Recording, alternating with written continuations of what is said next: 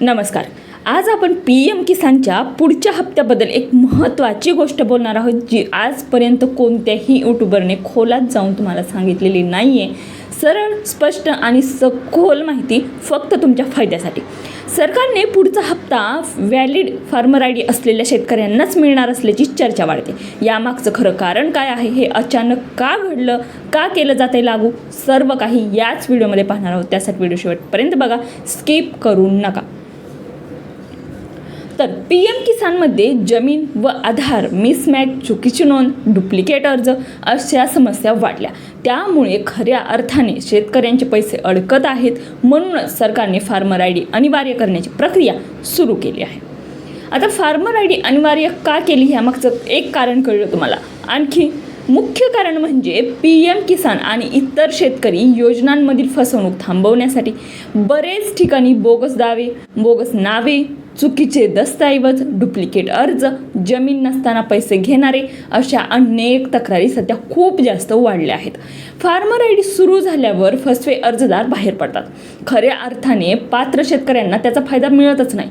सर्व कागदपत्रांची पडताळणी एका IDवर होईल, या अर्थाने ही जे लागू केलेलं आहे. योजना अधिक पारदर्शक आणि वेगवान होतील. म्हणून सरकारने पुढचा हप्ता देताना फार्मर ID लिंकेज अनिवार्य करत आहे. फार्मर ID जनरेट केले नसतील तर करून घ्या. पॉईंट नंबर 1, PM किसानची पडताळणी वरवर नाही, 3 स्तरावर चालते. कोणत्या? PM किसानमध्ये हप्ता मिळण्यापूर्वी तुमच्या नावाची 3 स्तरात पडताळणी होते. त्यातल्या कोणत्याही एका ठिकाणी मिसमॅच झाला तर तुमचा हप्ता हा थांबतो. आता ही पडताळणी जमीन, आधार, बँक आणि eKYC यांची एकत्र तपासणी असते. आता कुठे कुठे पडताळणी होते, कोणत्या स्तरावर होते ते देखील डिटेलमध्ये सांगते. व्हिडिओ शेवटपर्यंत बघा. आता पहिली पडताळणी, जिल्हा कृषी विभाग. तुमचा PM किसान अर्ज सर्वात आधी तुमच्या जिल्हा कृषी विभागाकडे जातो. इथे ते बघतात की जमीन खरंच तुमच्या नावावर आहे का, 7/12 RORची नोंद, जमीन शेती योग्य श्रेणीत आहे का, तुम्ही पात्र शेतकरी आहात का, डुप्लिकेट अर्ज किंवा एका घरातून 2 अर्ज तर नाहीत ना. इथे चूक आढळली तर तुमच्या नावाचा पुढचा हप्ता हा थांबतो. त्यामुळे पुढचा हप्ता हा मिळत नाही. त्यामुळे ह्यापैकी जर कुठली चूक झाली असेल तर ती दुरुस्त करून घ्या, सुधारून करून घ्या.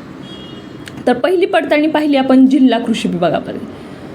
तर दुसरी पडताळणी आधार प्लस बँक तपासणी. दुसरी मोठी पडताळणी NPCI आणि बँक सर्व्हरमध्ये होते. इथे खालील गोष्टी तपासल्या जातात. कोणत्या? तर तुमचं बँक खातं आधारला लिंक आहे का, आधारवरील नाव आणि बँकवरील नाव जुळतंय का, IFSC कोड बदललेला नाही आहे ना, बँक खाते ॲक्टिव्ह आहे का. इथे मिसमॅच झाला तर सिस्टीम तुमचा हप्ता थेट रिजेक्ट करते. त्यामुळे ह्या गोष्टी व्यवस्थित आहेत का त्या तुम्ही स्वतः बघायच्या आहेत. ही दुसरी पडताळणी आहे जी आधार प्लस बँक तपासणी केली जाते. मोठी पडताळणी आहे NPCI आणि बँक सर्व्हरमध्ये ही पडताळणी होते. आता तिसरी पडताळणी PFMS फायनल अप्रुव्हल, सेंट्रल लेवलची. तिसरी आणि शेवटची पडताळणी PFMS या केंद्रीय सर्व्हरवर होते. इथे तुमच्या नावाला ग्रीन टिक मिळाला तरच हप्ता रिलीज होतो. या टप्प्यात सिस्टीम खालील एरर शोधते. आता कुठले एरर शोधते ते एकदा बघा. Aadhaar mismatch, bank reject, IFSC error, नाव मिसमॅच, जमीन माहिती अपूर्ण, डुप्लिकेट बेनिफिशरी. या एररमुळे लाखो शेतकऱ्यांचे हप्ते हे थांबतात.